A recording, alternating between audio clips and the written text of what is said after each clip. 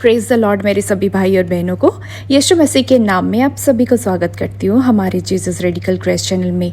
अगर आप ये वीडियो पहली बार देख रहे तो ज़रूर लाइक और सब्सक्राइब करें और हर वीडियोस के अपडेट्स के नोटिफिकेशंस पाने के लिए बेल आइकन को ज़रूर दबाएं।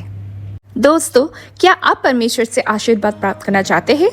फिर ये वीडियो में अंत तक जुड़े रहे। इस वीडियो के माध्यम से परमेश्वर आपको आशीष देने जा रहा है। मेरे प्यारे भाई और बहनों, आपने कभी सोचा है कि गुड फ्राइडे को गुड क्यों कहा जाता है, जबकि उस दिन प्रभु यीशु ने अपना जीवन दिया था? आमतौर पर अगर कोई प्राण त्यागता है तो लोग शोक मनाते हैं। तो इस दिवस में हम खुशी मनाएं या दुख प्रकट करें? तो ऐसे बहुत सारे सवालों का जवाब इस वीडियो के माध्यम से आपको मिलेगा। तो कृपया आप सभी लोग इस वीडियो में अंत तक जुड़े रहे। मेरे प्यारे भाई और बहनों, यीशु इसलिए इस जगत में आया था ताकि वो क्रूस पर हमारे लिए जान दे सके। हमारे पापों को शुद्ध करने के लिए हमें केवल यीशु के लहू छिड़कने की आवश्यकता है। कोई और लहू ये नहीं कर सकता था। आप मेरे पापों के लिए नहीं मर सकते, ना कि मैं आपके पापों के लिए मर सकती हूँ, क्योंकि हम दोनों का लहू पापों से कलंकित है। परंतु हमारे पापों की क्षमा के लिए केवल उसके लहू छिड़काया जाना आवश्यक है। बाइबल इब्रानियों 9 उसके 22 में कहती है कि बिना लहू बहाए क्षमा नहीं होती। अब यदि ऐसा है तो उसे क्रूस पर क्यों लटकाया गया, जबकि क्रूस पर लटका के मृत्यु दंड देना यहूदियों के लिए सामान्य नहीं है। यहूदियों आमतौर पर पत्थरबाजी करा के मृत्यु दंड देते थे।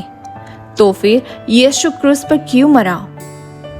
मेरे प्यारों, क्योंकि बाइबल में गलातियों 3 उसके 13 पद ये कहता है कि मसीह ने हमारे श्राप को अपने ऊपर लेकर व्यवस्था के श्राप से हमें मुक्त कर दिया। शास्त्र कहता है हर कोई जो वृक्ष पर टांग दिया जाता है शापित है। तो यीशु हमें सिर्फ हमारे पापों से मुक्त करना नहीं चाहता था, बल्कि हमें श्रापों से भी मुक्त करना चाहता था।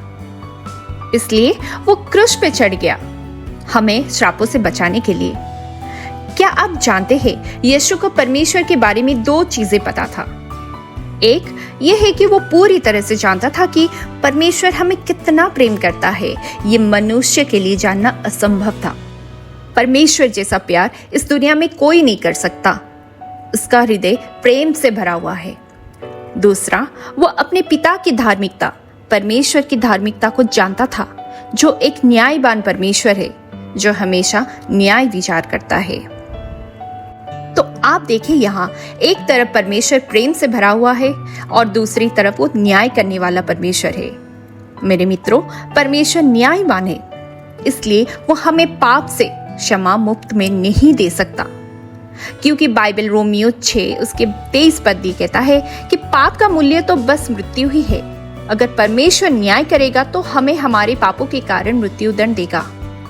दूसरी ओर वो प्रेम से भरा हुआ है, वो हमें हमारे पापों के लिए दंडित भी नहीं कर सकता। इसलिए मेरे दोस्तों, परमेश्वर ने एक समाधान निकाला।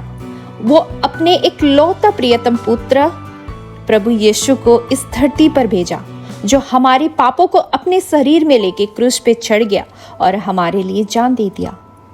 ये करके परमेश्वर खुद को न्यायवान भी ठहराया और उसके साथ साथ वो जो प्रेम से भरा हुआ है वो भी दर्शाया।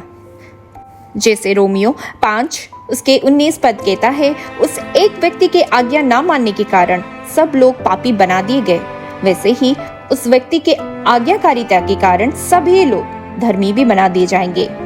मेरे मित्रों, जब यीशु क्रूस पर था और जगत का सारा पाप उसके ऊपर था, तब यीशु और परमेश्वर के बीच में बाप बेटे का रिश्ता नहीं रहा। इसलिए उस समय पहली बार यीशु ने अपने पिता को पिता कहते हुए नहीं सुनने को मिला, क्योंकि बाइबल में मरकुस 15 उसके 34 पद कहता है कि उस समय यीशु ने कहा, मेरे परमेश्वर तूने मुझे क्यों भुला दिया। मेरे प्यारों, बाइबल में आप देखेंगे यीशु ने परमेश्वर को मेरे पिता के अलावा और कुछ कहते हुए ऐसा कहीं भी नहीं मिलेगा। तो उस समय ऐसा क्या हुआ जो यीशु ने अपने पिता को पिता नहीं कहा। मेरे प्यारों, उस समय परमेश्वर यीशु को अपने पुत्र के रूप में नहीं देख सकता था, क्योंकि यीशु पाप से भरा हुआ था। क्योंकि बाइबल में हबक्कुक 1 उसके 13 पद ये कहता है कि परमेश्वर का आंख इतना निर्मल है कि वो पाप को नहीं देख सकता। मेरे प्यारों, उस समय परमेश्वर हमें देख रहा था अपने पुत्र पुत्री के रूप में, हमें पापों से और श्रापों से मुक्त रूप में देख रहा था, हमारे और बाहें फैलाए हुए हमें अपने बेटे और बेटी के रूप में आलिंगन करने के लिए देख रहा था। इसलिए उस वक्त यीशु ने कहा, मेरे परमेश्वर तूने मुझे क्यों भुला दिया, ताकि हम सब ये कह सके कि मेरे पिता तूने मुझे हद से ज्यादा प्यार क्यों किया। इसलिए मेरे प्यारों, जिस दिन यीशु ने क्रूस पर अपना जीवन दिया, वो दिन हमारे लिए, परमेश्वर के लिए, सबके लिए एक अच्छा दिन था। इसलिए उसे गुड फ्राइडे या शुभ शुक्रवार कहा जाता है। ये हमारे लिए एक खुशी के दिन है। हमें यीशु के जीवन बलिदान के लिए दुख प्रकट करने की जरूरत नहीं है। आज ऐसे बहुत से विश्वासी हैं जो गुड फ्राइडे के दिन फास्टिंग करते हैं, यीशु के जीवन बलिदान के लिए दुख प्रकाश करते हैं। लेकिन आप ऐसा ना करें, बल्कि इस महान योजना के लिए परमेश्वर को धन्यवाद दे और आनंद ले। मैं इस अवसर पर आप सभी के लिए प्रार्थना करना चाहती हूँ। तो चलिए हम सब अपना आंख बंद करें और सर को यीशु के चरणों में झुकाएं। मेरे पिता, इस दिन के लिए, इस गुड फ्राइडे के लिए, इस महान योजना के लिए मैं आपको धन्यवाद देती हूँ प्रभु। जो भाई और जो बहन ये सुन रहे, वो आपके संतान है, क्योंकि उनको यीशु मसीह ने अपने लहू के द्वारा प्रायश्चित किया है, आपके संतान बनाया है। उन सबको आप चंगाई दे, क्योंकि यसाया 53 उसके 5 पद ये कहता है कि क्रूस पर यीशु के घाव के कारण हम सभी को चंगाई मिली है। उन सबके जीवन शांति से भर दे मेरे प्रभु। उस दिन यीशु अपने सर पर कांटों का मुकुट पहना ताकि हम सब शांति पा सके। उसने प्रहार खाया, उसने अपना लहू बहाया ताकि हम सब चंगाई पा सके प्रभु। क्रूस पर वो पापी बना, हमारे जगह लिया ताकि हम उसकी जगह ले सके, आपके संतान बन सके प्रभु। क्रूस पर जीवन दे दिया ताकि हम सब भरपूर जीवन पाए। मेरे पिता, यीशु के उस बलिदान के कारण हम सब आपसे शांति, भरपूर जीवन और चंगाई का दावा करते हैं। ये मैं अपने उद्धारकर्ता यीशु के अनमोल नाम से प्रार्थना करती हूँ, आमीन। तो मेरे प्यारे भाई और बहनों, अगर आपको ये वीडियो अच्छी लगी तो अपने प्रियजनों के साथ ज़्यादा से ज़्यादा शेयर करें और सब्सक्राइब ज़रूर करें। और आपके मन में अगर कोई भी सवाल या तो प्रार्थना की विनती है तो हमारे कमेंट सेक्शन में ज़रूर लिखें।